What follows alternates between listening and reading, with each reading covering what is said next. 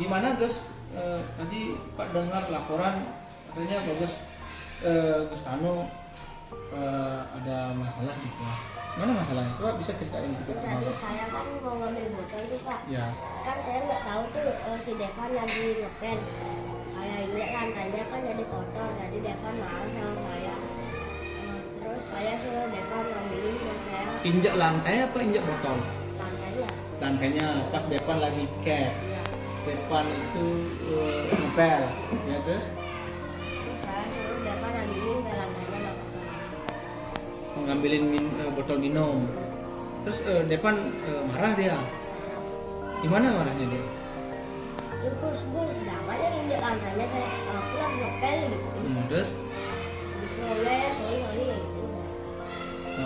Nah, bagus itu kan karena artinya begini, Gus Tano kan mau ngambil minum katanya karena haus.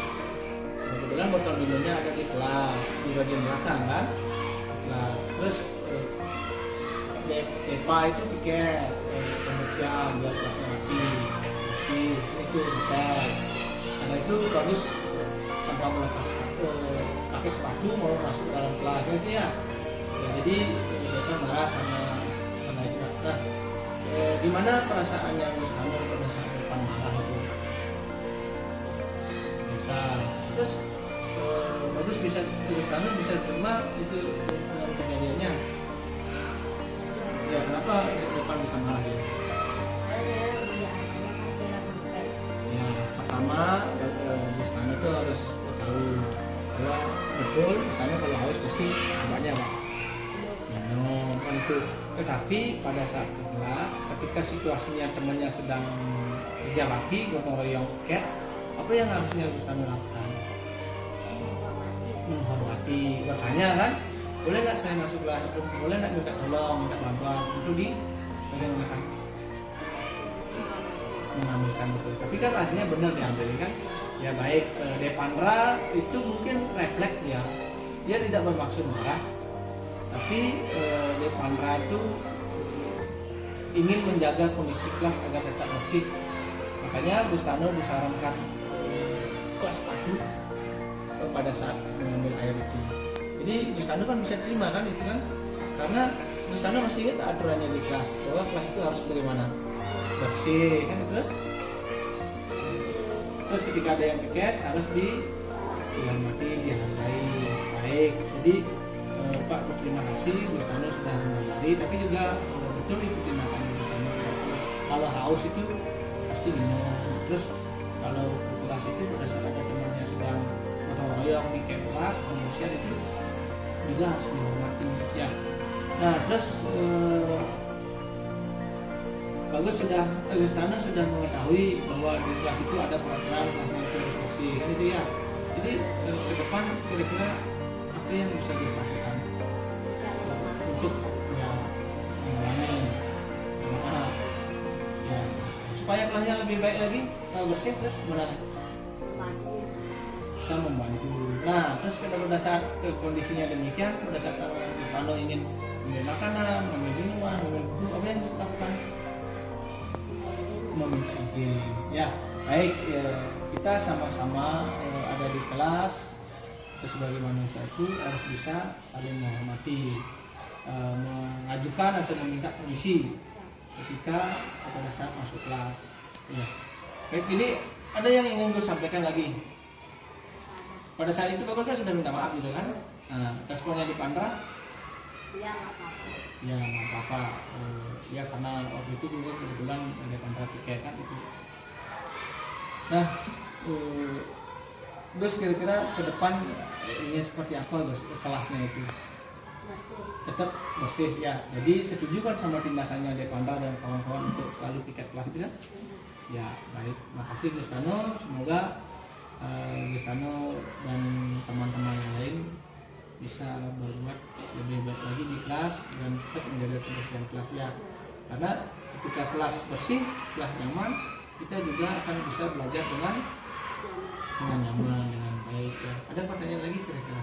Ada yang ingin disampaikan lagi? Nah, sudah paham maksudnya Pak Guru dan kasus yang Gus Tano alami itu? Nah, Baik, makasih. Silakan untuk masuk ke kelas ya.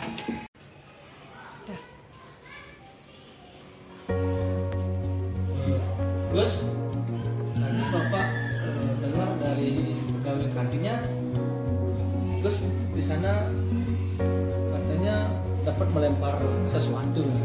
Apa yang Gus lakukan di sana ya? Nah, coba Bapak nak dengar itu. Coba dikerasin. Gimana? Bermain apa?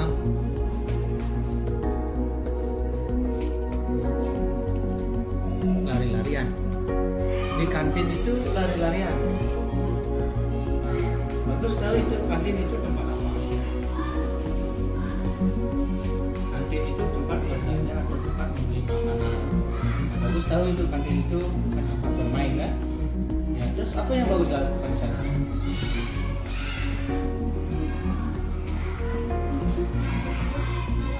Ya, coba dikerasin suaranya biar Bapak bisa dengar.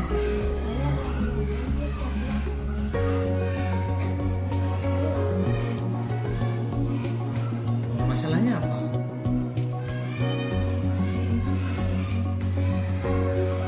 Ya, terus Pak disampaikan oleh petugas kantinnya, bagus sebenarnya dapat melemparkan es batu. Gimana itu ceritanya?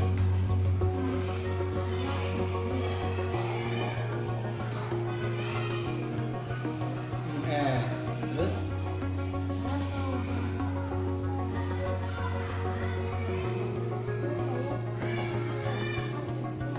terus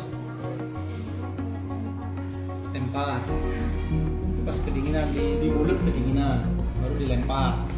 Jadi bagus sengaja melempar, nggak sengaja karena kedinginan. Ya baik, bagus itu makan es batu terus kedinginan, bagus keluarkan es batunya sehingga bagus lempar. Terus ada yang kena nggak itu? Hampir ada yang kena menurut petugas kantinnya. Ya baik, nah menurut bagus itu kira-kira yang bagus lakukan itu benar atau tidak dia? Benar, kenapa kok benar?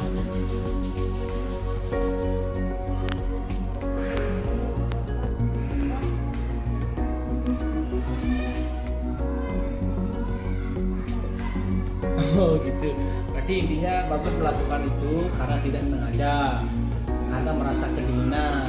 Tetapi ketika bagus melemparkan es batu itu, terus petugas kantinnya merasa ada bahaya di sana, kan itu ya. Baik, Pak hargai bagus sudah mengakui apa yang bagus lakukan. Bagus juga menyampaikan itu tidak sengaja. Lain kali mohon untuk tidak diulang lagi. Terus pada saat minum es itu pelan-pelan sehingga pada saat minum es itu langsung itu rasa dingin itu dah ya. Jadi harapan Bapak itu bagus tuh untuk ke depan tidak mengulang lagi hal yang sama, karena memang di sana itu kantin itu harus bersih. Ketika kita meludah terus membuang sisa makanan sembarangan itu kritis. Bagaimana bagus?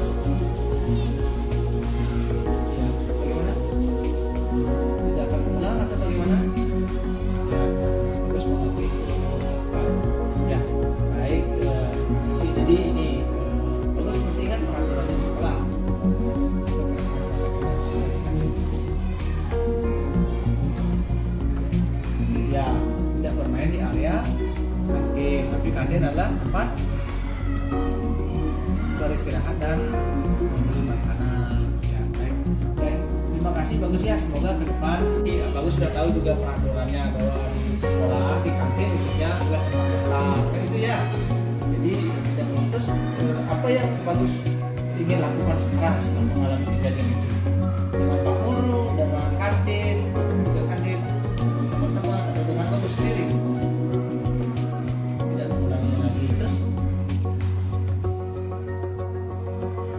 Ada niat tertentu lagi? Ada keinginan? Gimana caranya biar kantin itu tidak kesel gitu? Gimana caranya? Karena bagus dituduh